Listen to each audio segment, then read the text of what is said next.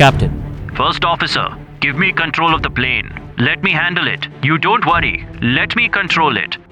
First officer. Captain, I've already given you control of the plane. The left engine of the plane, which appears to be out of control, has failed. And the captain is so panicked at this moment that he doesn't even realize that the control of the plane is already in his hands. He is so lost in trying to understand the plane's problems that he can't even hear the first officer's voice. The plane is currently in a stall position at an altitude of 390 feet.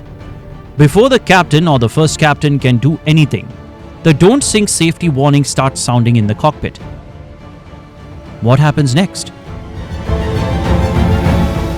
And will this plane be able to avoid crashing? This is the astonishing story of Air Algeria's Flight 6289, which will leave you amazed. So let's get started.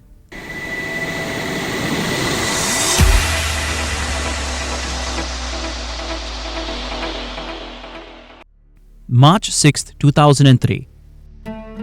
This Boeing 737-200 is preparing for takeoff at Tamanrasset Airport in Algeria. Air Algeria's Flight 6289 is scheduled to reach Houari Boumediene International Airport in Algiers via Gardaya. This flight is already 3 hours late because there was a problem with the System B hydraulic pump on the plane.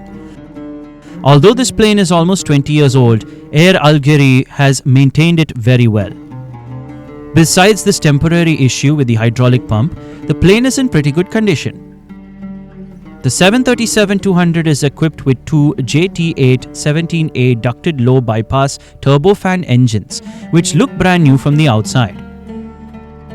However, the left engine has completed 30,000 flying hours, while the right one has completed 23,000 hours. Due to the flight delay, the captain is intentionally late, and because of his late arrival, the first officer has to complete all the pre-flight preparations alone. By the way, the captain of this flight is 48-year-old Boalem Benochia, who has a total of 10,760 flight hours of experience. However, it's worth noting that his experience as a captain on the Boeing 737-200 is only 1,087 hours. Joining him in the cockpit is 44-year-old First Officer Fatima Yousfi, who has 5,219 flight hours of experience. Interestingly, Fatima has spent 205 more hours on the 737-200 than Captain Benochia. Apart from the pilots, there are 4 cabin crew members who are busy preparing for the flight's departure. Due to the delay, the new departure time has been set for 2 p.m., which is only 20 minutes away. The maintenance team, which was repairing the hydraulic pump, has finished their work, and 97 passengers have already boarded the plane.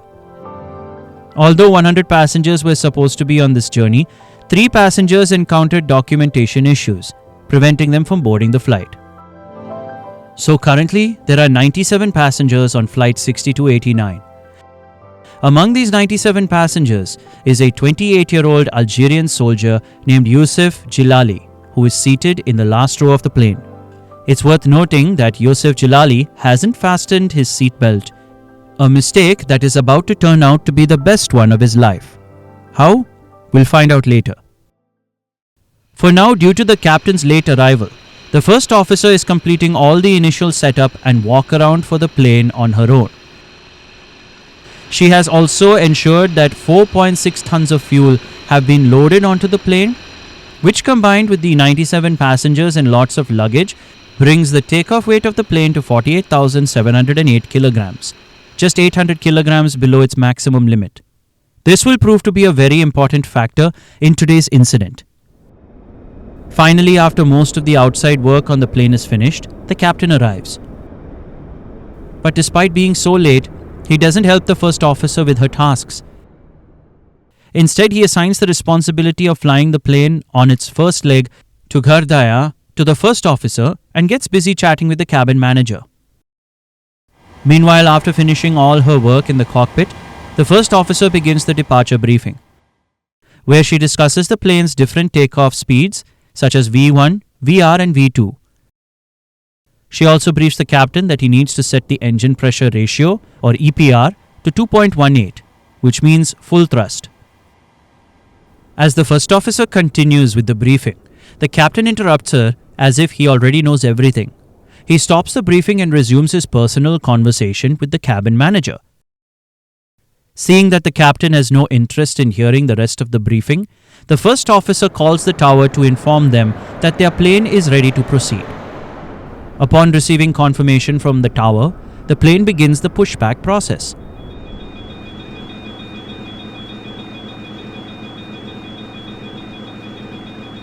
A few minutes later, the plane starts taxiing slowly towards the runway. At this point, the cabin manager should have left the cockpit and gone to her seat. But for some reason, the captain finds it necessary to have her sit in the jump seat in the cockpit. This clearly shows that the cabin manager and the captain are taking things too casually and are not concerned about the people's safety. This is why the captain didn't allow the departure briefing to be completed and remained focused on his personal conversations.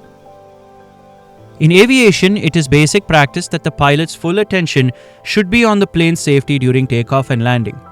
If they have personal matters to discuss, they can do so during the cruising phase of the flight.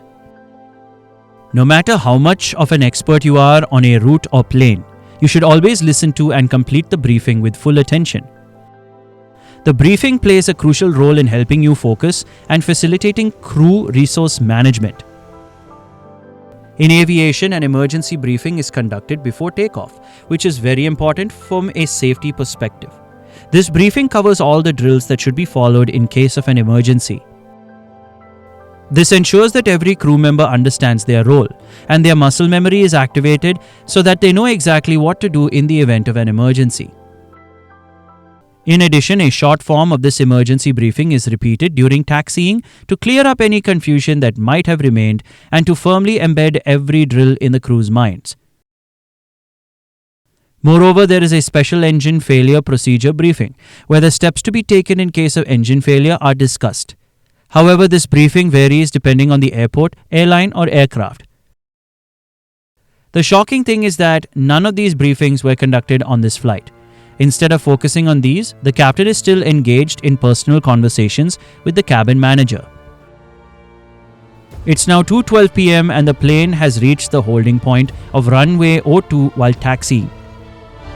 Upon reaching this point, the first officer again calls the tower to inform them that they are ready for takeoff. They receive immediate clearance from the tower and the first officer lines up the plane on the runway. The plane is now fully prepared for takeoff, and everything in the cockpit appears normal. But no one is aware that the plane's left engine has a major defect. So much so that every single person on this plane is in danger. In fact, small cracks have begun to form in the blades of the high-pressure turbine located just behind the combustion chamber in the engine. This is due to thermal fatigue. Thermal fatigue occurs when repeated heating and cooling cycles gradually degrade the material, causing it to develop cracks. The problem is that these cracks are covered by a solid black layer formed by the oxidation and heating of oil, which is why no one noticed them during pre-flight checks. Unaware of the engine's defect, both pilots are now preparing the plane for takeoff. Once the plane is stabilized, the captain pushes the thrust lever forward, giving the plane full thrust. The plane begins to accelerate down the runway, and the first officer says, I have control. The plane's speed increases as it moves down the runway, and everything in the cockpit seems normal. Then the captain, while monitoring the plane's speed, says to the first officer, V1, rotate. Upon hearing this, the first officer slowly starts pulling the yoke back at a speed of about 3 degrees per second. As a result, the plane's nose begins to rise, and it lifts off from the runway into the air.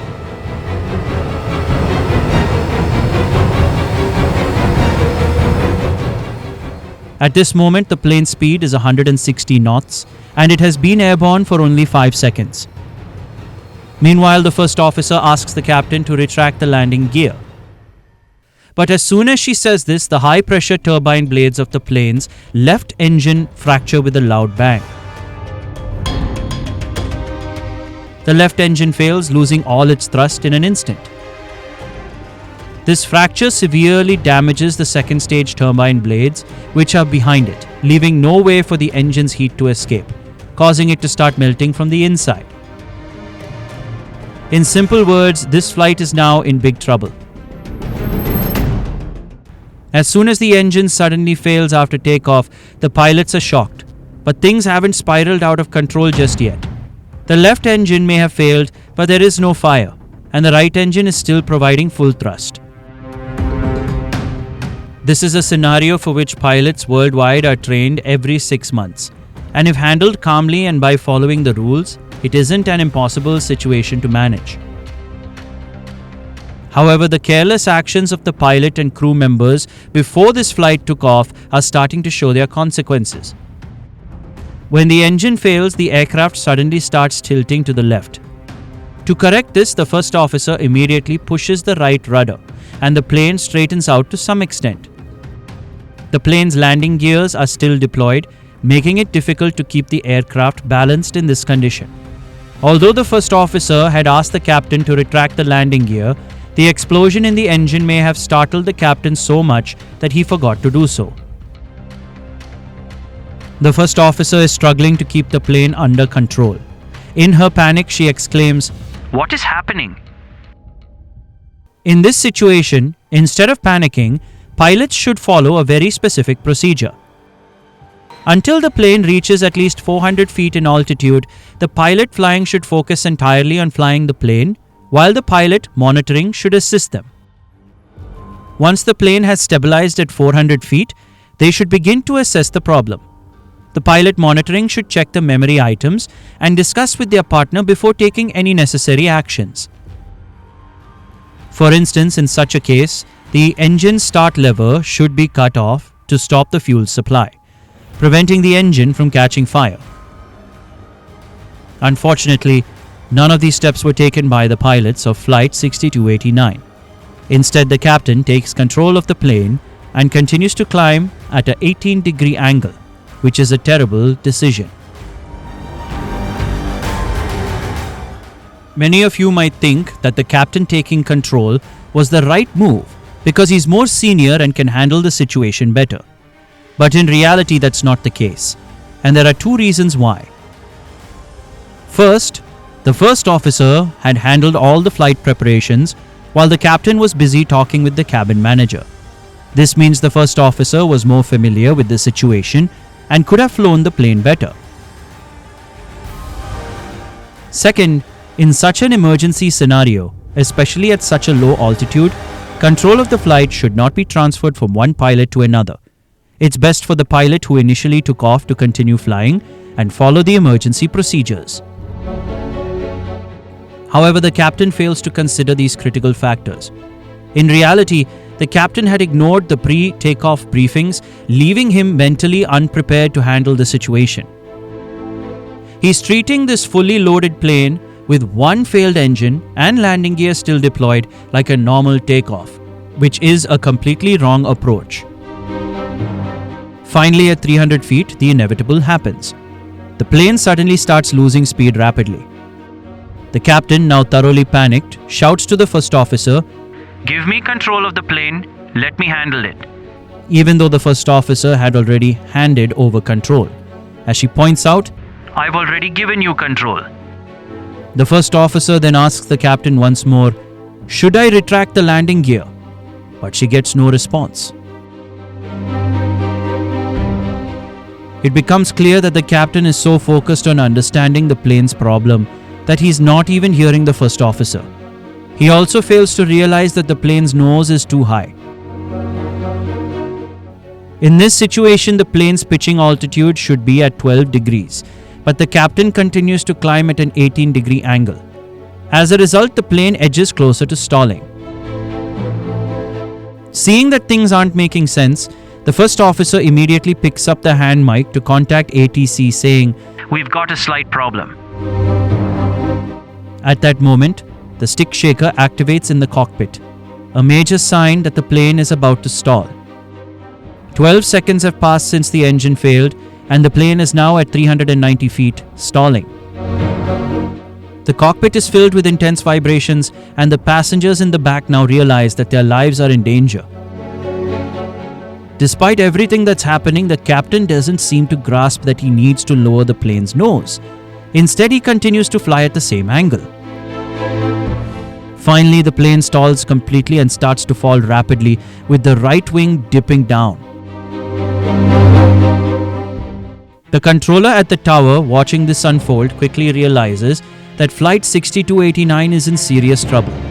He immediately sounds the accident alarm, prompting the firefighters to rush toward the plane.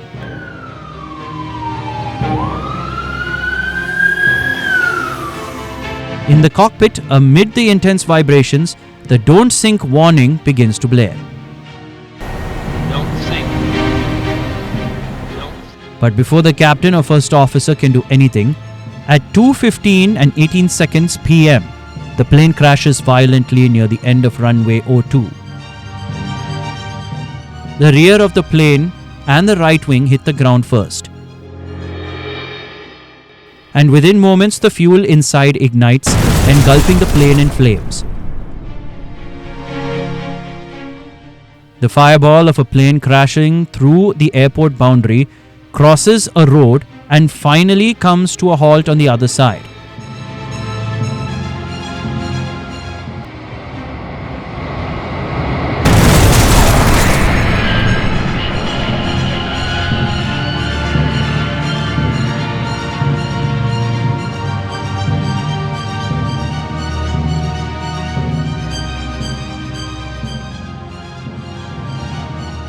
The impact and ensuing fire kill 102 of the 103 people on board, instantly, with only one person surviving, the Algerian soldier Yusuf Jilali.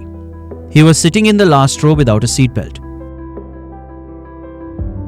When the plane hit the ground, not being strapped in allowed him to be thrown out of the plane, saving his life. He sustained severe injuries and was in a coma for several days. In addition to him, the 3 passengers who couldn't board the flight due to documentation issues were also very fortunate. The news of this crash shook the world, as it was the deadliest aviation disaster in Algeria's history.